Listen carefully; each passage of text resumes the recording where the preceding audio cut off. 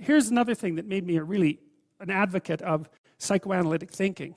And it was the sort of thing that started to terrify me about what the human psyche was actually like. I started to understand that not only were we like an amalgam of relatively autonomous sub-personalities, each of which had the possibility of gaining control, but that we were also victim, you might say, or beneficiary of impulses that were beyond our conscious formulation or understanding or capacity to resist. So here's a funny story. So I was talking to one of my Patreon people online this week, and he said he was a committed atheist, and that's fine. You know, lots of atheists are very honest people, and they're atheists because they don't know how to reconcile what they know with traditional claims, let's say, and they're not willing to just mangle them together, you know. And there might be cynicism, all that associated with it as well. But he said he was entranced by these biblical lectures, you know, which is pretty weird. And he said if someone would have told him a year ago that he was going to like be obsessed with a sequence of biblical lectures, he would have told them that they were mad. And so we had a bit of a discussion about that, because this is an interesting thing, you know. And he mentioned this. He said it was something like, you don't choose your interests, they choose you. And that's really worth thinking about too, man, because, you know, it's really hard to get interested in something you're not interested in, even if you know there's a good reason for it. You know, you're studying for an exam, you find the material boring, you know, anything will be more interesting than the studying. Even though you know that that's what you need to do, you can't voluntarily grab yourself by the scruff of the neck, let's say, and shake yourself and say, sit down and concentrate. Your mind will just go everywhere. But then if you're interested in something, and even if it's something you shouldn't be interested in, because that happens all the time, then it's like you're a laser focus, man. You can pay attention forever. You can work until you're exhausted. You won't even notice it, and you remember everything. It's like, okay, if you can't control your interest, what does? And man, I tell you, you can think about that for a very long time. So Jung talked about the spirit Mercurius.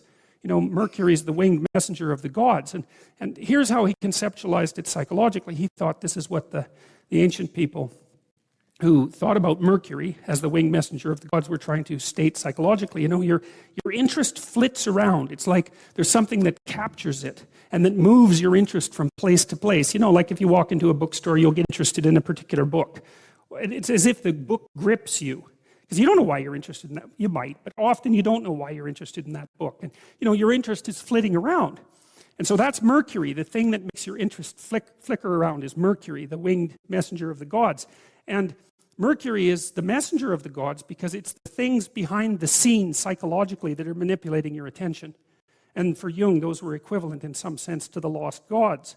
And so for Jung, your interest was being manipulated behind the scenes by unseen forces that were associated with your characterological development across time. That was the manifestation of the self.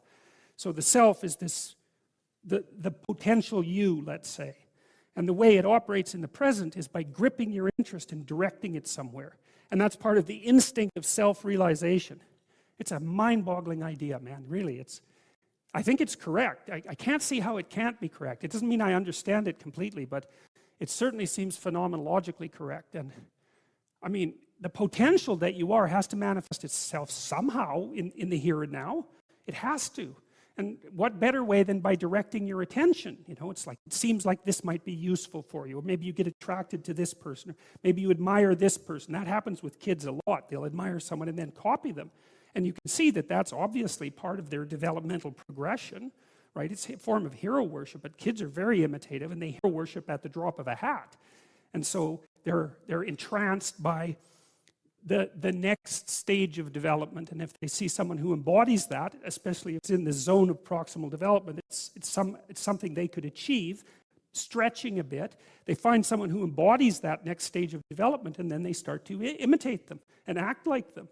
Well, adults are no different. We're no different. We do it at a perhaps more abstract and sophisticated level. I think it's because in a deep level, the West has lost faith in the idea of masculinity. And that's no different than the death of God. It's the same thing.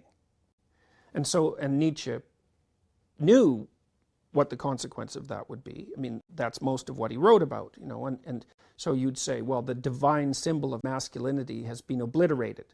Well, so then what do you expect? What's going to happen? That means masculinity is going to become weak. And especially if the symbol is also denigrated, right? Which it definitely is. So what that means is that the ideal that man could aspire to is denigrated. And, well, then with your ideal in tatters, you're weak. That's definitional. So I think the reason that men have been responding positively to my thinking, let's say, is that I don't buy any of that. I like the masculine spirit.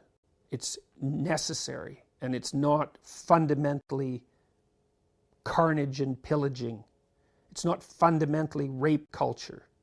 You know, it's not fundamentally world destroying.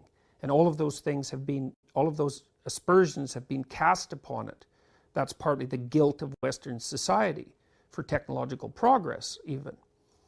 And those are reasonable challenges to be set before men. But they're not reasonable accusations to swallow without criticism. And it's not that. What is it? What is a masculinity we can aspire to? Or should aspire? Well, it's responsibility fundamentally, and it's to put it symbolically is that your responsibility is to incarnate the spirit of the Logos. That's your responsibility. That's your role in life.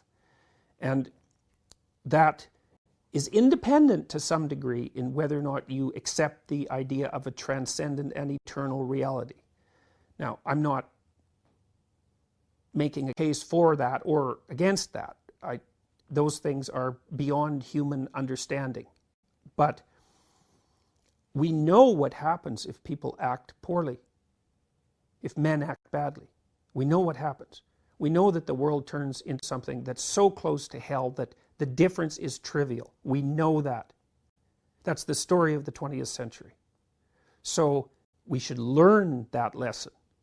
And what that lesson is pick up the world on your shoulders and walk forward.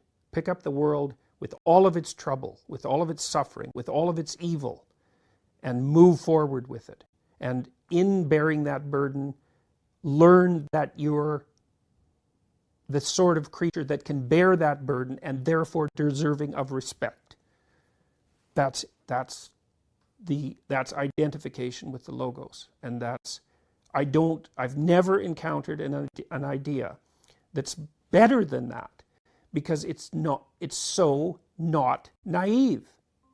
It's the opposite of naive. It's like there's terrible evil and there's terrible suffering. It's bottomless. But the human spirit is capable of voluntarily taking that on as a challenge. Well, it's worth a try. What do you think the components are for true knowledge and understanding? Well, I think the motivation, one of the best motivations, is existential terror. You know, I mean, I don't remember where this is in the Old Testament, but the line is, the fear of God is the beginning of wisdom. And that's definitely psychologically true, but we could strip it, say, of its transcendent implications and say, well, if, for me anyways, I wasn't motivated to be serious until I knew what I was capable of in the most negative way. Because you don't take yourself seriously until you know that you are an evil monster. And you don't take that seriously until you know what that means. And so, but once you know what that means, especially if you find that out consciously, say, then you're in a position to start taking yourself seriously enough so that you might be willing to learn what you need to learn to become wise. You have to see yourself as an Auschwitz camp guard, and you have to see yourself enjoying it. And that can't just be an exercise in intellectual simulation, precisely. It has to be a dramatic experience. You have to feel that in your bones. And then you have to decide, and you have to give the devil his due. There's something very attractive about predatory power. And you might even say that it's preferable to pathetic weakness. Now, I'm not saying that, but you could make a case that it is. Because you could say that the person who's pathetically weak would like to be a predatory tyrant, but just doesn't have the ability. And that's a Nietzschean criticism of standard morality, I would say. But then, is there something higher than predatory power? Well, yes. I mean, part of Christ's encounter with Satan in the desert is precisely that realization, because he's offered the kingdom of the world. And that means he's offered the option of tyrannical power. And his response to that is, there's something better.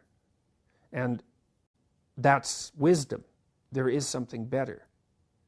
And there's no reason not to go for what is the best. What else? You don't have anything better to do than that by definition, right? So why not work for the betterment of being and abandon your resentment and your hatred of humanity and your self-contempt and take on the responsibility of the horrors and catastrophes of human existence, and do what you can to, well, at least not make it worse, but maybe to make it better. You know you can. You know you can make it worse and better. You just don't know how much. Find out. It might be way more than you think. I'm sure that's the case. So there isn't any more interesting adventure than that. Find out how much good you can do in the world. And not in this moralistic, thou shalt not way, but in a forthright, noble, courageous, eyes wide open, articulate, embodied manner. And then God only knows where we could get. So let's see. Let's find out. That would be good. It's certainly better than the alternative.